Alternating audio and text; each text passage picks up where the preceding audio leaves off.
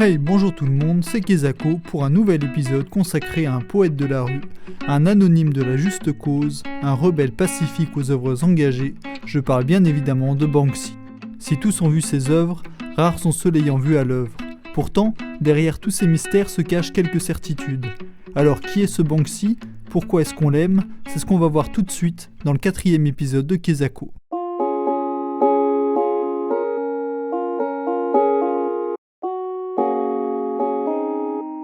D'après Simon Attenstone, qui a pu interviewer Banksy en 2003, ce dernier est un homme blanc au style décontracté, âgé aujourd'hui de 47 ans, connu mais jamais reconnu. Certains spéculent sur son identité, mais ceux qui connaissent véritablement Banksy ne disent rien.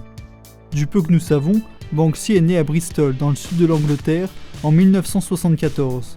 Voyou, il commence à graffer en 1988 au sein de son collectif nommé Bristol Dry Bridge Crew, littéralement le collectif des pains secs de Bristol. Un nom probablement lié à une enfance assez modeste. S'il commence en dessinant directement sur les murs, il finit après quelques flagrants délits par adopter le pochoir, qui lui permet de faire une grosse partie du travail en amont et d'être beaucoup plus rapide une fois sur place pour exécuter sa création. C'est vers l'âge de 25 ans que Banksy quitte Bristol pour s'installer à Londres, alors que sa notoriété est déjà en plein essor.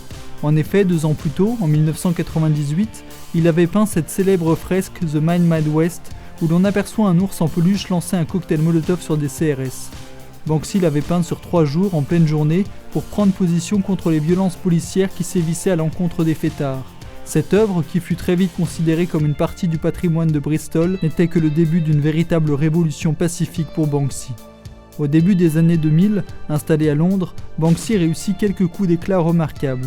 Il installe par exemple de fausses œuvres artistiques au sein de différents musées, dépose avec l'aide de son ami Mr Brainwash, graffeur français, une poupée gonflable habillée en prisonnier au milieu d'une attraction de Disneyland en Californie, et plus fort encore, en 2006, il achète 500 exemplaires de l'album Paris de Paris Hilton dans différents magasins Fnac, modifie la pochette et le contenu audio avec son équipe avant d'aller les remettre discrètement dans les rayons de la Fnac. Tout est secret, tout est méthodique. La cote de Banksy s'envole. Devant sa popularité qui n'en finit plus, Banksy crée la société Pest Control, qui a pour but d'authentifier les véritables œuvres des contrefaçons. Les propriétaires des murs sur lesquels Banksy a graffé vont même parfois jusqu'à découper la zone du tag pour revendre l'œuvre.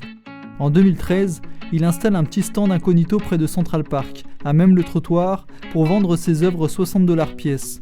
Au cours de la journée, il en aura vendu 7. Chacun des 7 heureux acquéreurs détiennent désormais une œuvre d'une valeur estimée à $160 000.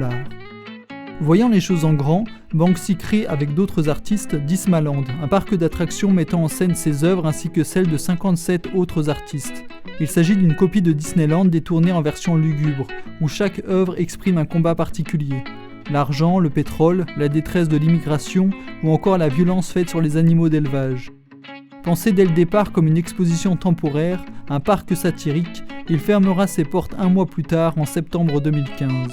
Toutefois, ce qui a probablement eu le plus d'écho médiatiquement ces dernières années est sans aucun doute l'autodestruction de la petite fille au ballon au cours d'une vente aux enchères. Nous sommes le 5 octobre 2018, une œuvre très connue de Banksy est mise en vente. Une collectionneuse remporte l'enchère pour 1,2 million d'euros. Au moment où le commissaire-priseur confirme la vente, un système dissimulé à l'arrière du cadre du tableau s'enclenche et l'œuvre se découpe en morceaux sous les yeux ébahis de toute la salle. Banksy souhaitait dénoncer la marchandisation de l'art. Ce tableau, dont le mécanisme secret avait complètement déchiqueté l'œuvre lors des essais préparatoires, a pris une valeur telle que la collectionneuse l'a revendu plus de 20 millions d'euros en 2021, soit près de 20 fois son prix. Bien que Banksy sache aussi se faire discret, il ne se passe jamais très longtemps avant qu'il ne ressurgisse sur un mur à quelque part dans le monde. Ses bombes à lui explosent mais sans faire mal. Quand il presse la gâchette, personne ne meurt, au contraire. Il y aura encore beaucoup à dire, mais cessons de parler de lui. Cessons de chercher à savoir qui il est ou à quoi il ressemble. Laissons-le peindre. C'était Kezako, je vous dis à la semaine prochaine. Levez les yeux, regardez autour de vous et prenez soin de vous.